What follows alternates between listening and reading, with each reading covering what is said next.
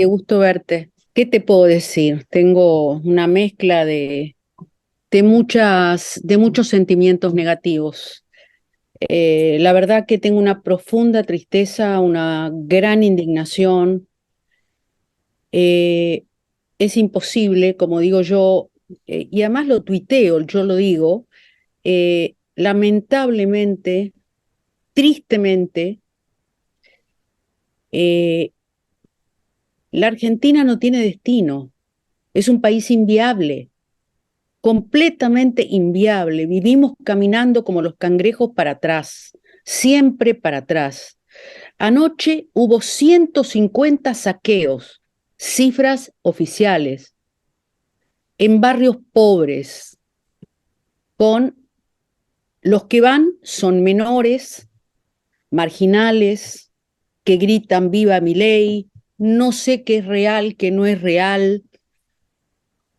Eh, es muy triste, ¿por qué? Porque a quienes saquean también son pobres, son dueños de tiendas de abarrotes, de barrios muy humildes, muy pobres, como decirte del Estado de México, ¿no?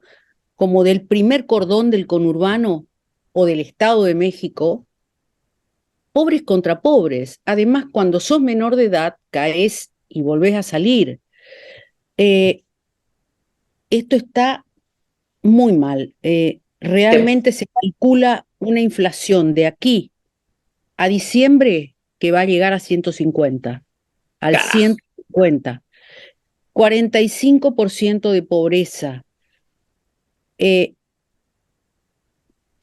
no sé qué pensar, no sé qué, ya se me han acabado los argumentos. Yo nunca me imaginé, realmente ni en mis peores pesadillas, que una persona completamente inestable emocionalmente como es Javier Milei, a quien yo conozco de los programas de televisión, que me tocó debatir con él, violento, agresivo, intolerante, autoritario, de la ultraderecha que reivindica a los filósofos austríacos, que ya ni voy a contar lo del perro muerto, porque realmente eso es una anécdota, ¿no? Que habla con su perro muerto Conan y que lo aconseja y lo ve.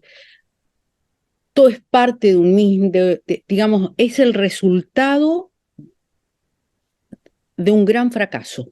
me estabas contando hace segundos y la vamos a transmitir tal cual la hemos conversado, porque literalmente así fue como abrimos la conversación, Olga y un servidor, que nos encontramos la última vez hace poco en un aeropuerto. Íbamos Álvaro Ay, sí. Delgado, ella y yo a presentar libro, y pues íbamos hacia Ay, una sí. feria y ahí tuvimos oportunidad de platicar.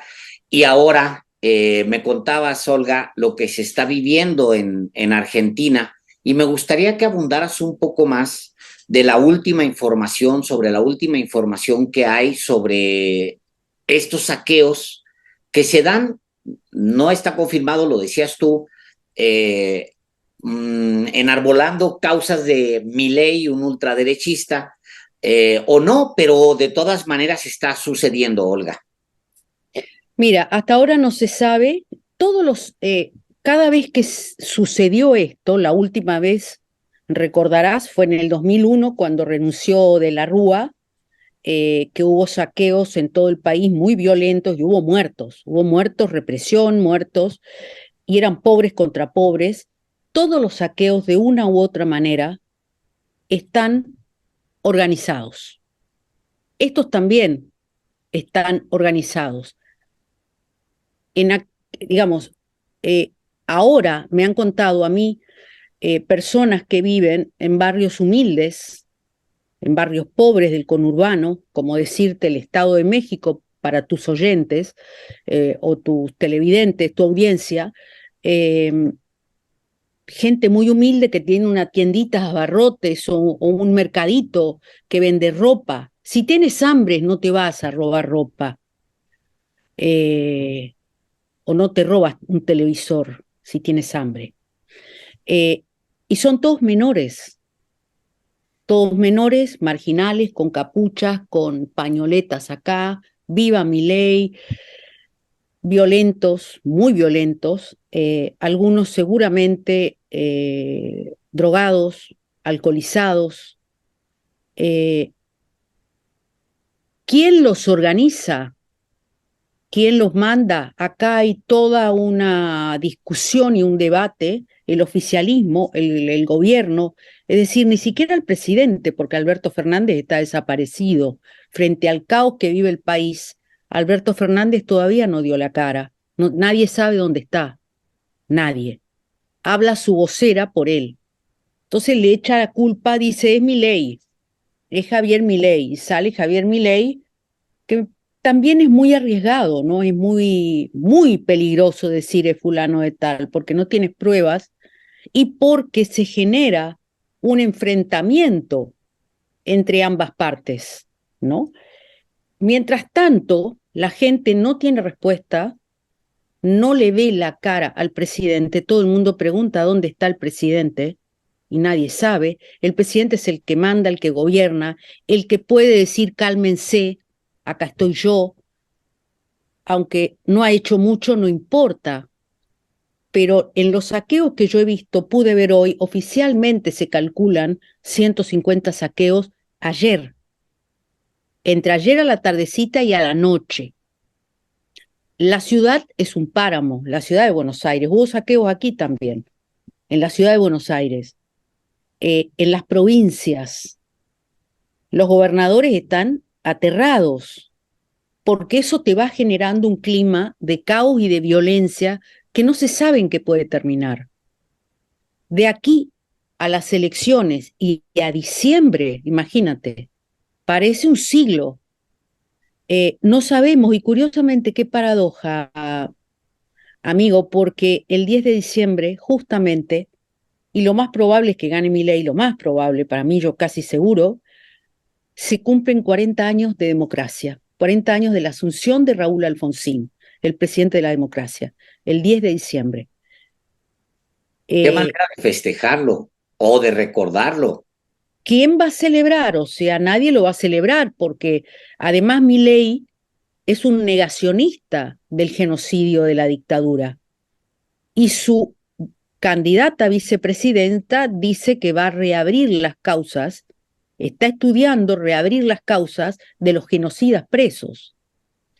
Entonces, frente a este panorama, que además a eso le sumas, se acaba la escuela pública, la universidad pública, se acaban los científicos que trabajan, que estudian en el CONICET, porque según él tienen que ir a trabajar, porque para él no trabajan, eh, la dolarización, la salud pública, que no se entiende qué es lo que está planteando, y además el coqueteo entre la derecha de Macri con Milei, que ya le ha puesto su gente en la campaña, ya le ofreció su gente y la gente de Mauricio Macri está trabajando con Javier Milei, a los que se han sumado también exfuncionarios de Carlos Menem, el de la convertibilidad, o sea, Dios los cría y ellos se juntan. Eso es un Cara, combo.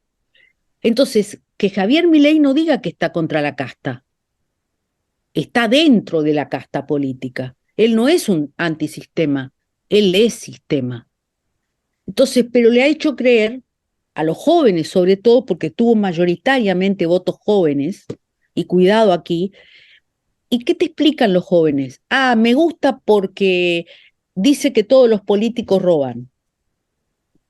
Pero ¿leíste algo de lo que está planteando?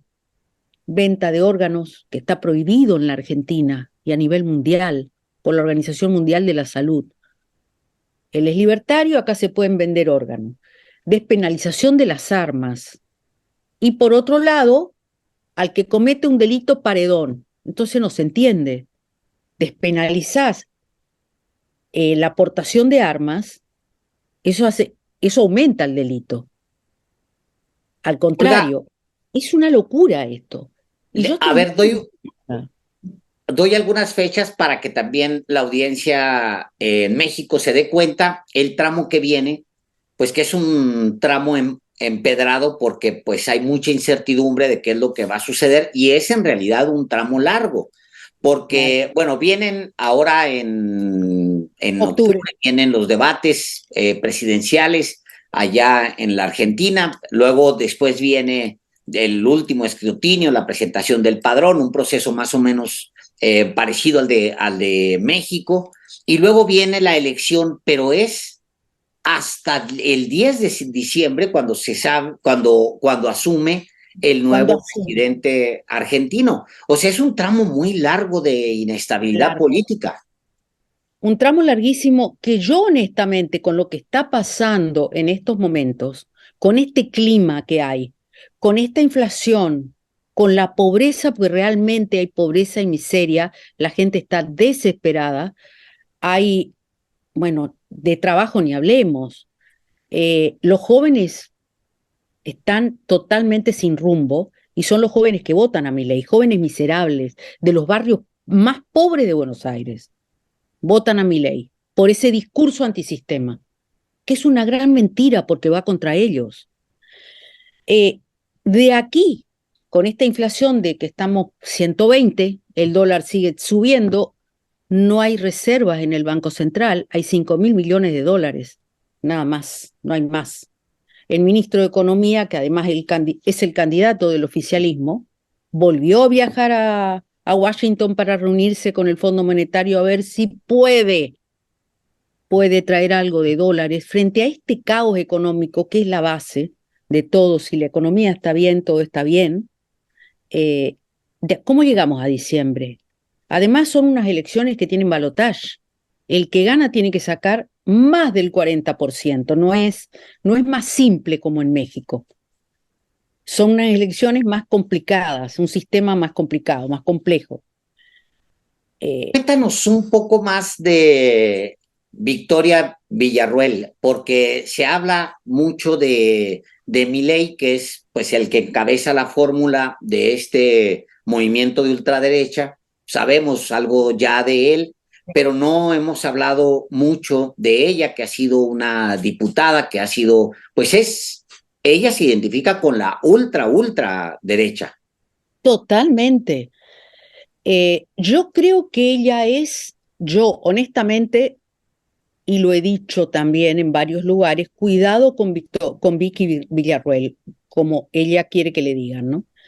Cuidado, ella es hija de militares, de una familia de militares que fueron parte, tuvieron participación en la época de la dictadura. Su tío tuvo una gran participación en uno de los campos de concentración, el Vesubio, donde se asesinó a mucha gente. Está en contra de las organizaciones de derechos humanos, cuestiona la restitución de niños desaparecidos, que es un gran trabajo de las abuelas de Plaza de Mayo. Su padre estuvo en Malvinas, y también tuvo participación en esa época, ¿no? En la época oscura de la Argentina de la dictadura militar. Y ella es profundamente negacionista.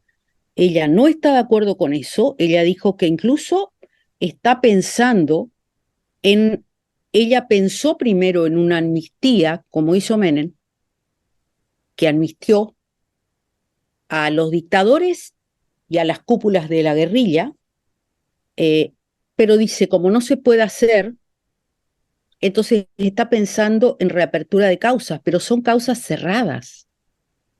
Están presos por crímenes de lesa humanidad, por robo de niños, por tirar al mar mujeres embarazadas. Entonces, ¿qué va a hacer la Corte Suprema frente a esta gente? Pues ella Ella pues, es es la dura, representación del pasado, de la dictadura. no, pero ella es dura, ella es una mujer muy dura, ella tiene una fundación que se llama una fundación de homenaje a los muertos por el terrorismo por los terroristas.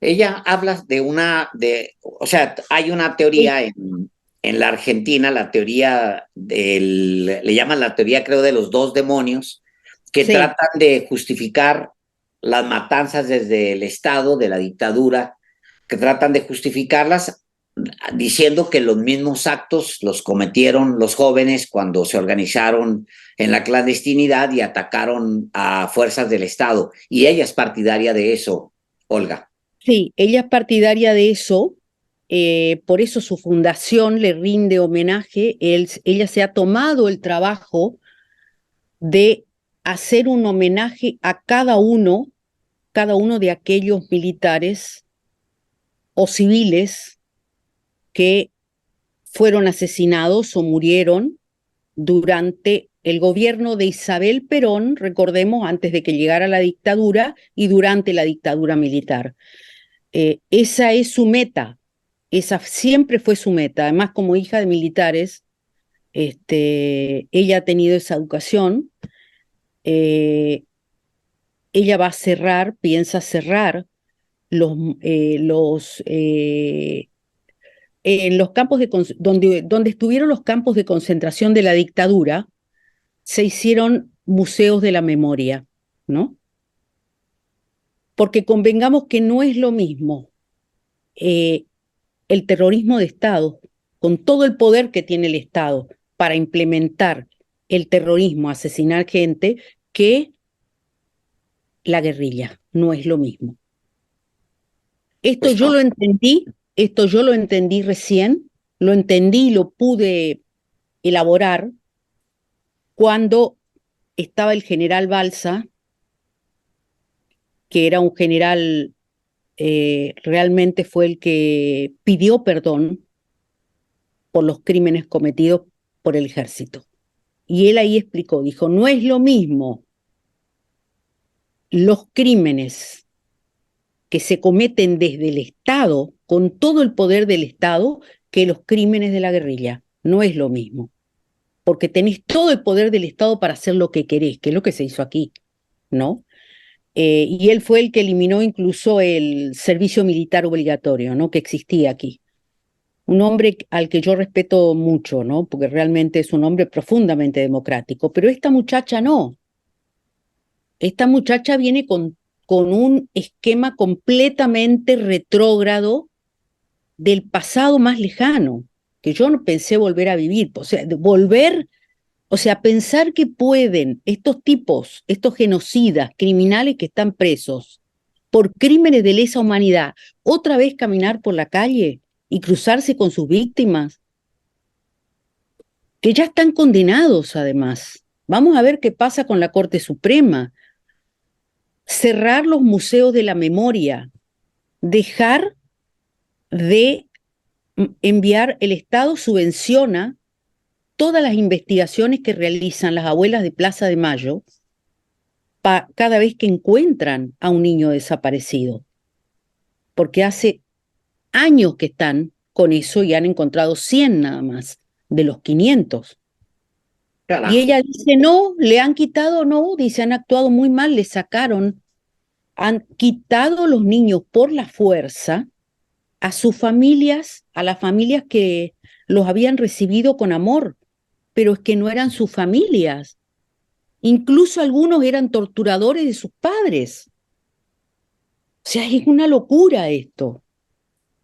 Eh, Podemos decir que Javier Milei pues es consecuencia de eventos muy puntuales que se suceden en la Argentina. Es decir, no viene de la nada, él viene de algo, viene de algo que está pasando en Argentina. Al mismo tiempo, tendríamos que explicar que el presidente Fernández recibió un país muy dañado, maltrecho, que también pues así lo recibió y ha tratado de hacer algo Por con ese país. supuesto. Es curioso que sale, Mauricio Macri anda recorriendo todos los canales de televisión sin hacerse la más mínima autocrítica. ¿Dónde están? Nadie le pregunta, ningún periodista le pregunta dónde están los 45.000 millones de dólares que fue el último préstamo del Fondo Monetario Internacional, que se lo dieron para que le ganara las elecciones a Cristina y Alberto Fernández. Desaparecieron, hay una investigación judicial que está parada. Él anda como yo aquí no hice nada, es decir, como un desmemoriado y coqueteando con Milei. Le puso gente, es decir, Alberto Fernández recibió un país destrozado, pero completamente destrozado. Lo que yo le cuestiono a Alberto Fernández es que en este momento no haya alguien que diga algo. Es decir, tiene la obligación como presidente de la nación de salir y calmar a la gente. No importa que ella se vaya, pero nadie sabe dónde está. No, la voz cantante no puede ser la vocera. A eso me refiero. Yo creo que aquí hay responsabilidades políticas. Milei no nació de un repollo, nació de todas estas crisis, de toda esta, digamos, esta catarata de crisis económicas que venimos viviendo de hace décadas. Ahora volvemos para atrás con la dolarización, la convertibilidad de Menem, que dejó un país destruido, que después terminamos en el 2001 con la explosión del 2001, ¿no? Con De la Rúa escapándose en un helicóptero. Entonces, por eso digo yo que Argentina, lamentablemente, te digo, para mí es inviable. Es un país que hoy estamos peor que antes, mañana peor, y así. Cada vez estamos peor. Estamos peor. El papel de la prensa, Olga, pues la prensa, como sabemos, en América Latina, en toda América Latina, pues está en manos de familias muy poderosas con intereses muy concretos. O sea, son Totalmente. familias que coquetean con el dinero, con el capital, que son parte de las élites que se forman en los países. Los grupos digamos, los grandes grupos mediáticos en América Latina, como pasa en México, pues son de los apellidos más renombrados, digamos, de cada una de las sociedades. ¿Qué pasa en la Argentina con la prensa? Mira, con la prensa, además con el agregado del que los grandes medios en Argentina, los más importantes, fueron cómplices de los gobiernos militares, fueron cómplices de la destrucción de la democracia. Estuvieron totalmente de acuerdo con Videla y todos los que vinieron después. Eso también hay que decirlo. Y además denunciaban a sus propios periodistas que tuvieron que exiliarse o algunos los mataron. ¿Qué hacen hoy? Algunos se manejan per se periodistas solos, digamos que uno dice, bueno, repreguntan, entrevistan con Milei, lo repreguntan y lo cuestionan y otros no, otros están Javiercito, ¿no? Se callan la boca, lo miran y lo dejan hablar. Y el monstruo va creciendo, va creciendo. Hay La, periodistas, la sí, prensa le da voz al monstruo. la prensa le da voz al monstruo. Ahora el monstruo se está cuidando, porque evidentemente los coach o las coach que le puso Mauricio Macri le han aconsejado que bajara el perfil y que se tranquilizara, que no hablara a los gritos, que no hablara más de Conan, su perro muerto, que no hablara de sus padres que odia. Sí, ahora tiene coach. Incluso presentó una novia, que es una muchacha, que es una vedette del espectáculo, nadie sabe si es verdad el romance o no, pero ya la presentó porque él dice que es el gran maestro del sexo tántrico. Entonces, que en el sexo tántrico a él le dicen la vaca loca, entonces él con ella comparte estas cosas. Ella se llama Fátima Flores y en su momento era la gran imitadora de Cristina. Esto parece un delirio, ¿no? ¿Te Pues parece un es que, delirio? Olga, yo sé que has perfilado mucho a Milei en distintos momentos, has hablado sobre él, su personalidad. Me gustaría, para cerrar esta conversación, que lo dibujes, lo has hecho, yo sé, y lo has hecho en distintos espacios, pero me gustaría que lo dibujaras para esta audiencia en particular. ¿Qué carajos es Milei? ¿Sabes que nadie sabe qué es Milei? Y ya hay varios artículos escritos por corresponsales extranjeros que se preguntan qué tiene en la cabeza Milei. Porque es más, aquí cada uno tiene su historia atrás, ¿no? Y Milei tiene la suya. Hace 4 años, 5 años atrás, le empezaron a sacar algunos periodistas independientes, le empezaron a sacar los videos en donde él decía que estaba en contra de la dolarización, porque no se podía hacer. Ahora está a favor. Yo creo que tiene la cabeza fisurada. Él dice que ha sufrido de mucho bullying en su infancia. Todos los que lo conocieron dicen que es así, que fue así. Fue arquero de el club de Chacarita, arquero de fútbol, y le decían el loco, eh, resentido, muy resentido, autoritario. Él es tal cual lo ves. Si ahora está más calmo es porque los coaches le aconsejaron calmarse. Pero él está así, él es eso, esa es su esencia. Y yo creo que no pasa una pericia psiquiátrica, de verdad. Es bastante border. Esto no tiene que ver con que se haya recibido, que sepa mucho de economía. Ahora, cuando lo sientas con un economista, patina porque también dice muchas mentiras, fabula mucho. Y con un periodista que no es experto en economía, uno se queda pensando, ¿no? Eh, yo creo que es un gran signo de interrogación. Yo, ¿sabes a qué le tengo temor? Porque se parece en muchos aspectos a Bolsonaro, cuando vas caminando, esa mente border de Bolsonaro y la de Trump, ¿no? Que después terminaron alentando la invasión al Capitolio o la invasión al Palacio de Plan Alto. Cara, Es eso, una mente inestable. Yo te digo, no pasa una pericia psiquiátrica, no pasa. Dice que no duerme nunca. Entonces, da miedo eso. En este clima, da miedo. mucho ánimo, Olga Warnat, y pues gracias por esta conversación y por supuesto, pues seguimos en contacto porque viene un tramo muy intenso para la Argentina. Un abrazo muy grande. Un abrazo muy grande para vos Gracias. o para la Buenas audiencia. tardes. Hasta luego. Chao.